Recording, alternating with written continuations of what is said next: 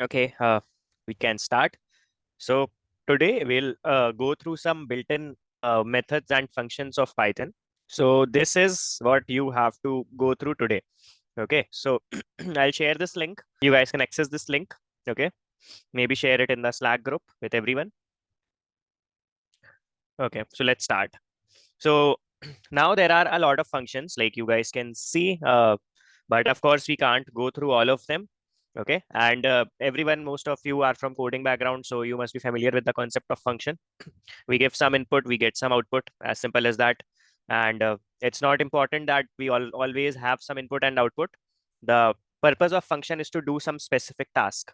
Okay, it may take some input, it may give some output. Okay, so this is what a function is. For example, these are some functions that we'll go through today, not etc. Okay, so let's start with the ABS. So ABS is absolute function. Okay, ABS is the absolute function. So basically the task of this function is whatever number goes inside comes out positive. Okay, so if you will send 2, output will also be same, which is 2. But if you give -2, the output will be +2. So ABS is like it just converts everything into positive. Okay, so you can see this very simple implementation. This is the input that we are passing to the function. The value that's printed here, this is the output. Okay, so we can save this thing to a variable also. Let's say a equal to this. So if I run this, nothing will be printed here because that value is stored in the variable a. Okay, so if I print a here, I'll get 2.5. Okay, then after that round function. So round function, it just does the round off thing. So in the round function, you require a number. So let's say, and how many decimal points you want. Okay, so n digits, like how many decimal places you want. So let's say I want 2 decimal places. So it rounds off this number to 2 decimal places. Okay, this is round. Any doubt in this, guys? And you guys remember slicing? Yes, Simbu. Start, stop, and step, right? So same concept is used in range, but instead of like accessing some values from a list, range function is used to generate numbers. Okay, so I'll say range, and let's say 1, 10, 2. So 1 is the start, 10 is the end, and 2 is the step. Okay, so it will generate numbers in this format, just the way slicing does. But if I run this, it will give me a generator object. Okay, like this, same thing. But I don't want this, so I have to convert this to list. So I'll pass it to list. Now you can see 1, 3, 5, 7, 9. Okay, so you can generate as many number as you want. Let's say 1, 200 with the step of 5. So I'll get 1, 6, 11, 16 till 96. Okay, so you can generate numbers, list of numbers using this range function. Any doubt in this? Okay, enumerate. So enumerate is like, suppose I have a list L equal to, okay, so in the list I have 3 strings. What will be the length of the list, guys? 3. 3? Yes. Yes. Okay. Now I want to, like if I pass it to enumerate function, and I'll pass the list inside that, again, it will give some generator object. Okay, something like this. So I have to convert it to list first. List. Don't worry about what generator object is, but okay, if I have converted to list, I get this. Okay, so what is this? Like this was my original list, and this is what my enumerate function is converting it to. So instead of taking every element, like previous list contains elements ABC, this list, new list, contains tuples. Okay, this is tuple 1, this is tuple 2, this is tuple 3. And every tuple contains 2 values. First is the index of that element. Second is the value of that element. Okay, so index of the first element is 0 and value is A. So 0 comma A, then 1 comma B, and finally 2 comma C. Okay, so this is enumerate function. Now we use this for looping purpose. Okay, usually when we have to use both the value and the index, we do it with enumerate. Is this clear, guys? Yes. Yes. Okay. Next is pow. Pow is very simple. Okay. So pow 2 comma 3 means 2 raised to the power 3. You can also do the same thing. How can you do this without the function? We can use double Step. star. Very good. 2 double star 3. You'll get the same output. So yeah, pow is just that. Instead of using operator, you can use function. Then we have some of these functions for typecasting, like list, int, float, str, bool. Okay. So some of these functions you can use. There are many other also. Okay. So you can use these for typecasting or creating an empty list or creating an empty tuple. So these functions are used for that.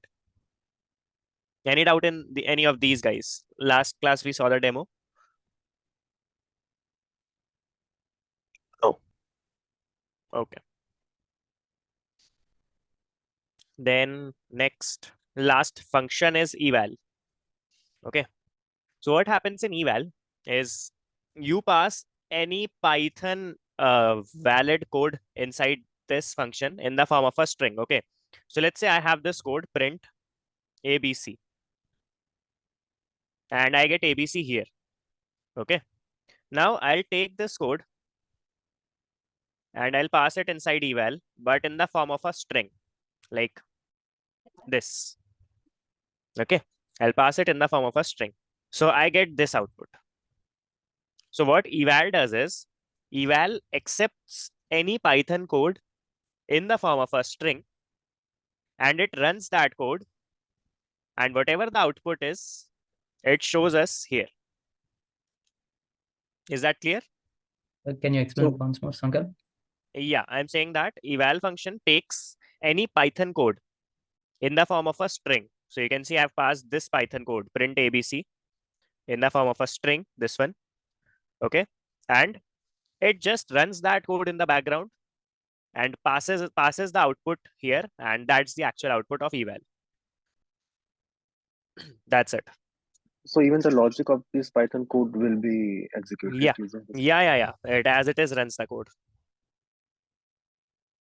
Okay. For example, if instead of ABC, I pass print 2 plus 3 into 4. So it gives me 14. When is the value used?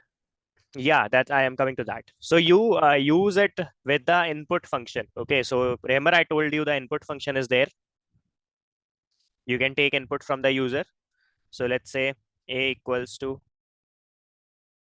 so it says enter a number. If I enter, let's say 10, and if I print the value of a, it becomes 10. Okay. So whatever user gives the input here, you get the output here. Yeah. Is it clear? Is the input function clear? ठीक है. But यहाँ पे एक problem है. जो input function है, this always gives the input in the form of a string. Always. Okay. So for example, if I check the type of a, it will be a string like this. Okay. So if I want any integer input, what should I do, guys? Typecast. Yes, typecasting. So I'll pass it here itself. I'll say a equal to int. Inside the int function, I'll pass input. Now inside the input, I can pass any message or it can be empty also. Okay. Now if I run this, okay. Now you can see it's an integer. Okay, because I've typecasted this. Is this clear? Yes. Okay. अब आता है difficult question. Take a list as input. So now I want a user to pass a list. So let's say L equal to input,